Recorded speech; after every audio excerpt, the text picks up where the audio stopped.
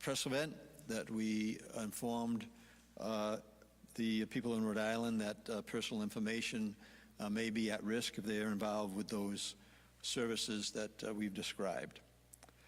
So today, the cyber criminals did, in fact, publish at least some of the Rhode RIBridges information and data files to the dark web. And the contents of those files are still being analyzed by experts. Identifying what is in those files is a complex process, but they're working right now to make those identifications. At this early stage, it is unclear if the criminals released all of the files or just some of the files, and we will provide more information as it becomes available. So I want to remind you, regardless whether you were, whether the identities that were exposed today or have been held back, anyone who feels as though they've been involved in the services that Rhode RIBridges provides, they should be aware that their information is at risk, and we want to continue to reinforce that if you were involved with the SNAP benefits or cash assistance or other Department of Human Services programs, we expect that January payments to show up on schedule on your EBD cards. So, I mean, there's three areas here that we've been very focused on. We're here to talk. Also, I've been very proactive in making sure that we inform people how to protect their credit, and also working tirelessly with department heads and staff to make sure that benefits are not interrupted. And I can stand here and say comfortably that neither the health insurance from Health Source RI or our DHS benefits are going to be interrupted. So I want to thank Director Brito and also Director Lang and her teams, for this work that is being done right now. As far as the Health Source Rhode Island goes, we're in motion to make sure that at this point in time, the 44,000 people that have active accounts, those accounts are going to continue uninterrupted, and that people can continue to make their payments the way they were making their payments. That's good news for everybody there, but anybody who's potentially incoming into those benefits with Health Source Rhode Island, provisions are being made. You call them directly. Provisions are being made to have active health insurance for those who may have been caught in this gap of time between the time that we shut down the system and the time that we reopen the system. So I also know it is another opportunity. We know that many people, including anyone who has had their identity interrupted, in a way that we're talking about with the breach today and has been exposed, and that identity needs to be protected. And so we continue to ask people to go to cyberalert.ri.gov. That's cyberalert.ri.gov. You're going to get the most up-to-date information there. And in a very short summary, we want you to learn how to freeze your credit, monitor your credit. If you are one of the people who has been, information has been breached, you'll receive a free credit monitoring. We want to let you know that that will be in the letter that you'll be receiving during the early parts of January. And request a fraud report. Also use multi-factor authentication. That's a tough one. It means that there's multiple ways that as you access your information, like I did today on mine, I get a text message to verify that I am the very person that is trying to access that information. And also be aware. We know that we continually get texts and emails and other reach outs from people who were not authorized, and they are trying to get you to respond, and that response could put your information at risk, your personal identity information at risk. So again, I would just say in summary is that today we have been notified by Deloitte this morning, and that the cyber criminals did in fact publish at least some of the Rhode Island Bridges data files to the dark web.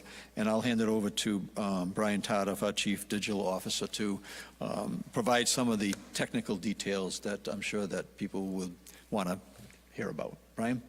And thank you for your staff, too. You're working tirelessly on this issue in a way that is protecting people's information and getting it on board as quickly as we can. Thank Brian. you, Governor. Yep. Good afternoon. As we've shared since the beginning of this incident, it is important to be familiar with good cybersecurity practices to protect yourself online. Our message to the public is this: be aware. Be aware that other cyber criminals often exploit incidents like this to launch targeted attacks like phishing. So it's possible we may see an increase in attempts of fraudulent activity. Phishing is when someone tricks a victim into giving out sensitive information, such as credit card numbers and account passwords, using convincing emails, texts, or a fake website. We urge you to remain extra cautious when reviewing emails, messages, and links. If something seems off, trust your instincts. Look for common signs of phishing attacks, such as requests to send personal and financial information, incorrect email addresses or links that attempt to mimic reputable companies, or urgent language demanding immediate action. If you think an email or text may be a phishing attack, do not click on any links or attachments. Some email providers offer options for you to report suspicious emails as spam or a phishing attack. Then you can simply delete the message. An example, your bank will not reach out to you to change your password unless you request it.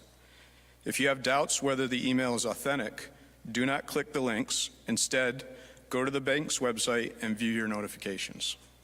You can visit cyberalert.ri.gov for additional information and references on how you can continue to protect yourself online.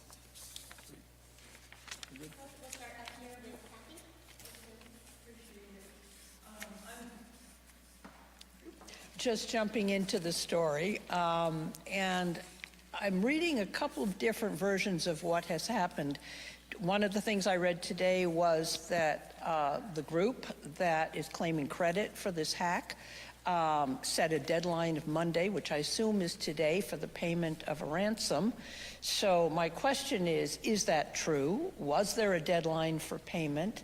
What was the demand for? How much money? Was any money paid?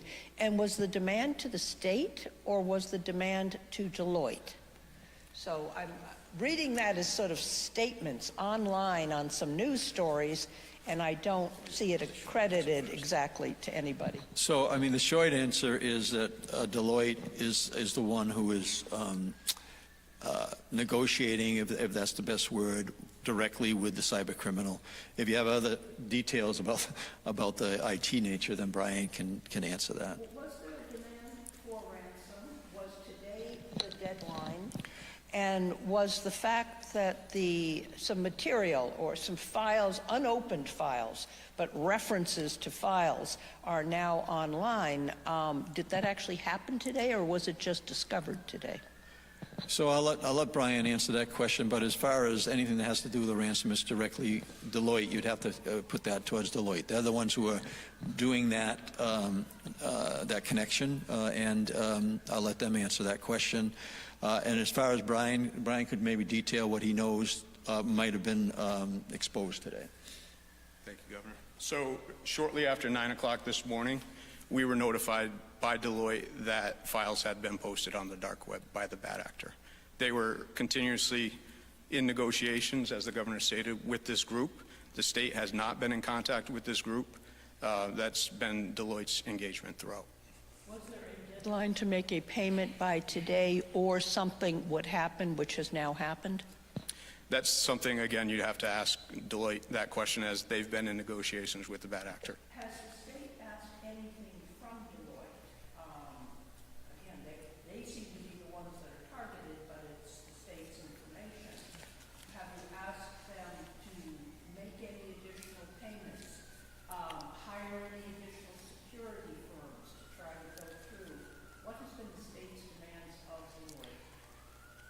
Well, right now, in terms of the ongoing investigation, they're dealing directly with the cyber criminals. I've had conversations with the CEO along with their representation and informing them about what we're doing and making sure that they understand that we expect that any out-of-pocket expenses that the state would have right now would be covered by Deloitte. So that's the extent. Anything that has directly to do with the questions you asked, I believe, about any ransom and those conversations, we're not involved in.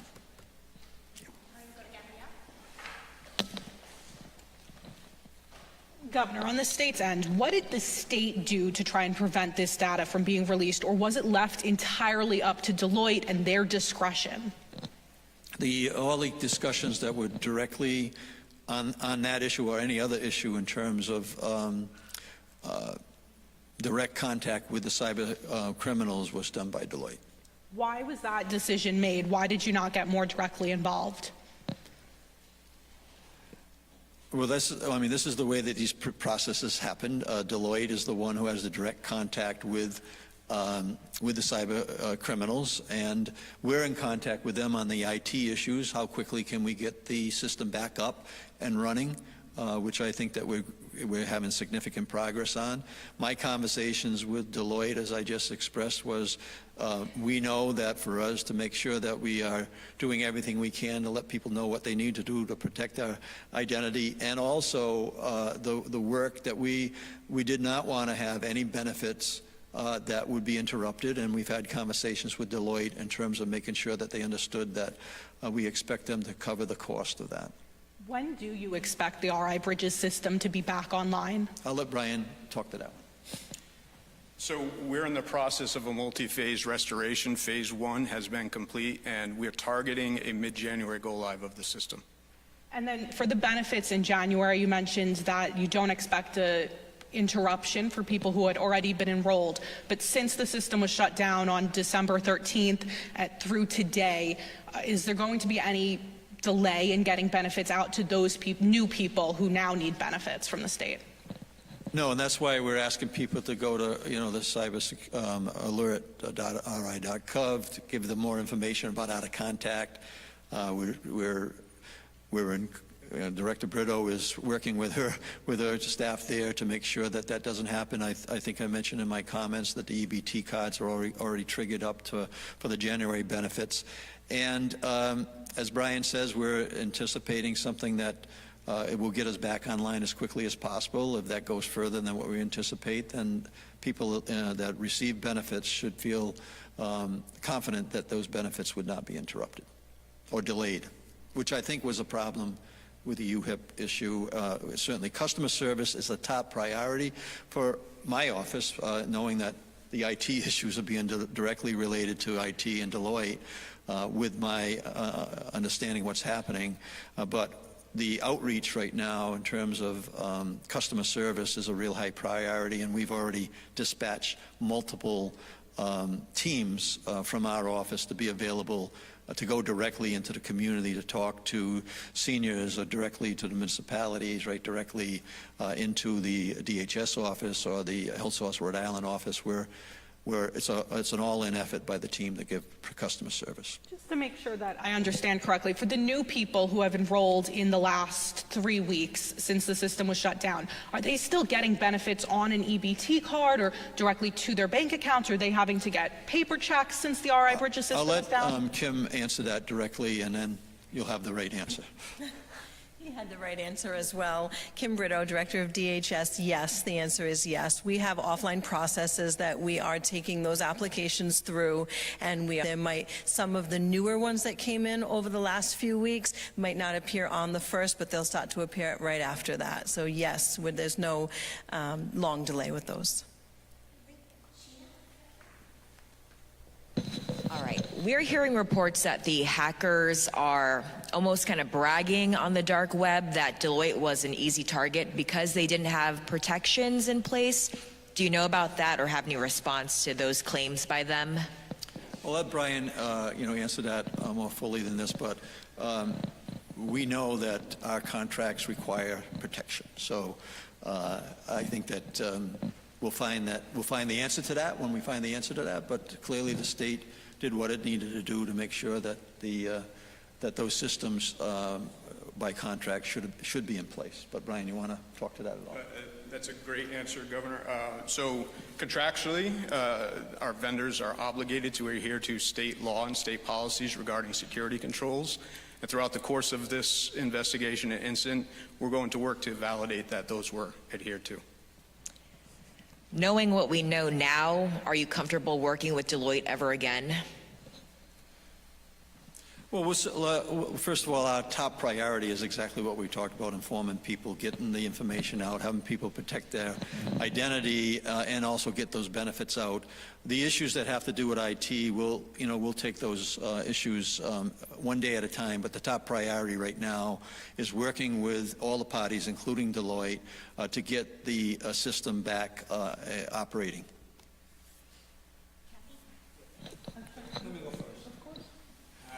Why you don't have a representative then here to explain to what's going on?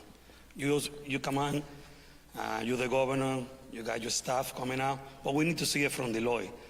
Because the experience that we had in the media, we call them and they give us the run around. People want to know what's going on here. Well, I think that Brian is here to speak to the IT issue directly to the people who are being impacted. Deloitte is doing the work that they need to do at the moment, and as the previous question said, as more information is provided to us in terms of what happened in particular on this situation, we'll make that public. But we have more confidence. People will have more confidence in you if we see a representative from Deloitte standing over there. Well, I'll let IT answer that question in terms of how we're dealing with the issues that directly relate to, again, making sure that benefits are not interrupted, making sure that people understand how to identify, protect their identity, and then the third issue is getting back online as quickly as we can. Yeah, I think in a previous press conference, I stated as a good partner, we would expect Deloitte to be present at a point in time. Right now, we're directing all of their resources in those phases that the governor just outlined. The incident response, getting the system back online appropriately, and making sure that we get the system back operating securely and stable. Now, for DHS, are you getting help from other agencies outside the state to manage the phone call and the overload? So the question is if DHS is getting assistance from other agencies. So we're supported by Experion, which is taking a lot of those calls on protecting identity and those measures that are in place for folks that may be included in this. In terms of processing or being in our field offices or our call center, the DHS team is managing that. We're working in close partnership with our other sister state agencies, but we haven't taken on any additional resources within DHS to continue to move things forward. A couple of follow-up questions. I understand that Deloitte is handling this for the state. Deloitte is doing the negotiations. Do we have the state police? Do we have the FBI? Do we have Homeland Security? Is anybody other than Deloitte trying to get to the bottom of who these people are and perhaps try to shut them down? So the criminal nature is state police, our attorney general, all in the same loop. I've had conversations with on the national level as well. As I mentioned before, Congressman Langevin has been really helpful connecting us there and making requests. I've made requests. Another component to this, and Kathy, I absolutely would not give.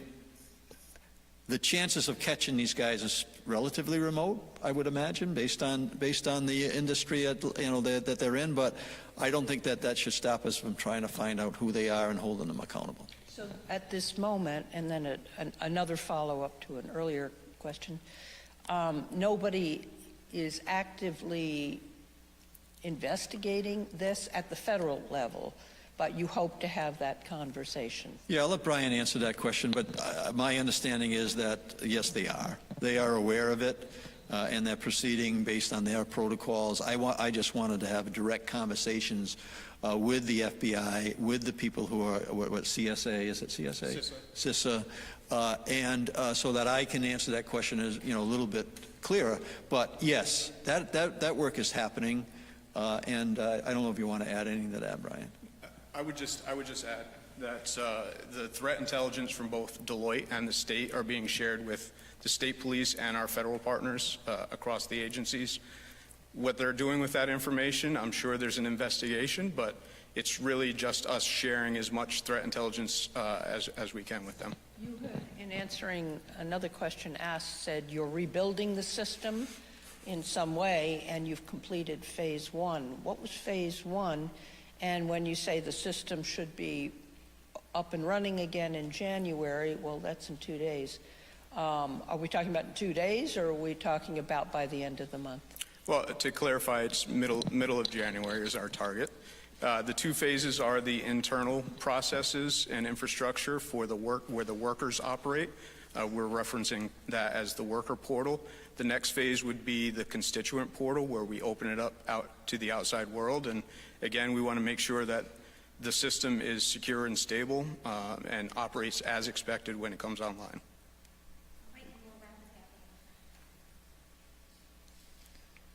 As you work to bring the system back online, or as people fill out paper applications in the need of new benefits, how do you ensure people that their system is safe to give to the state to then get the benefits they need, given all that's happened? Yeah, a common refrain in the earlier press conferences, this is an ongoing investigation, and we are working through multiple phases to include an external third-party vendor to come in and validate that the system is secure. So we'll have Deloitte's validation, the stateside validation, and the third party's attestation. Right. Thanks, everybody. Appreciate it. Thank you.